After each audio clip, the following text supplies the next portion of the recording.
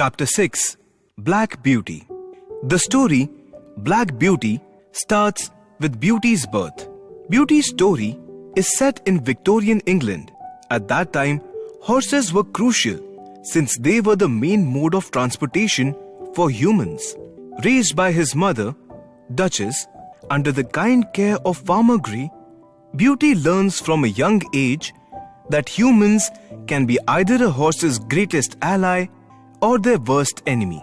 Beauty spends the early part of his life with thoughtful and caring people who know how to keep horses healthy and happy.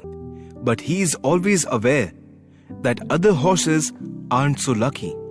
After completing training, he is ready to leave the meadow of his youth. He is sold to Squire Gordon, a man who takes a liking to this strong, young, beautifully dark-coated horse. Squire Gordon's residence, Birtwick Park, thus becomes Beauty's new home. There, he is cared for by John Manley, a wise and perceptive groom, and makes friends with the other Birtwick horses, including Spunky and Feisty Ginger, who learns to chill out under John's care, and Sweet Merrylegs, a pony who adores the young children on the estate. But Beauty's life isn't all rainbows and sunshine, since he often hears the stories from other horses. Those have been mistreated by their masters. As time passes, Black Beauty becomes a more trusted member of the estate. This is mostly due to the fact that one day, Beauty trusted his intuition in an emergency situation and saved the life of his master and driver.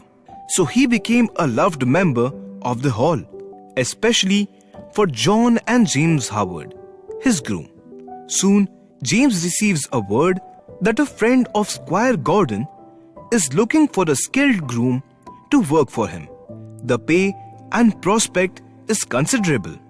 With Gordon's suggestion and John's advice, James moves on to this new job, but not before another adventure with Beauty, where James saves horses from a burning barn, further earning the praise and commendation of Squire Gordon. Joe Green is his replacement, a young, gentle fellow who does not know much about grooming but is eager to learn.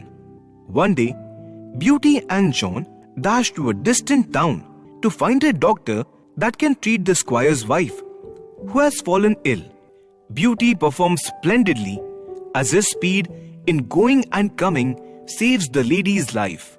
However, in the aftermath of that, he becomes ill when the well-intentioned Joe is unable to care for the exhausted horse properly. John becomes furious when Joe's father attempts to defend his son by saying it was just the boy's ignorance and he meant no harm. John utters one of the key themes of the book. According to him, ignorance is as harmful as cruelty, despite whatever intentions the person has.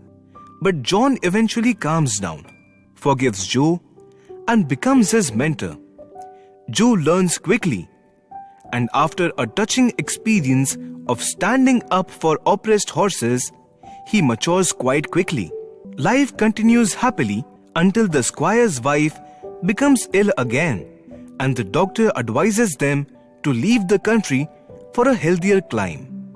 Squire Gordon and his family thus leave and sell Merrylegs to one buyer, and Ginger and Black Beauty to another buyer. From this point onward, Beauty's story becomes a struggle as he falls victim to ignorant treatment and negligence from a series of new owners. One night, a drunk groom causes Beauty to fall, an unlucky incident that kills the groom and permanently scars Beauty, turning him from a fashionable carriage horse to a horse for hire. The groom decides he cannot keep a horse in such a scarred state, so he sells Beauty.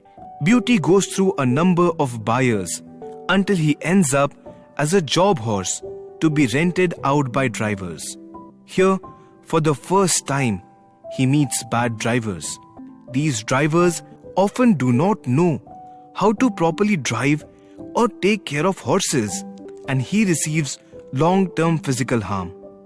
When Beauty is finally sold to London cab driver Jerry Barker, it looks like maybe he'll be okay.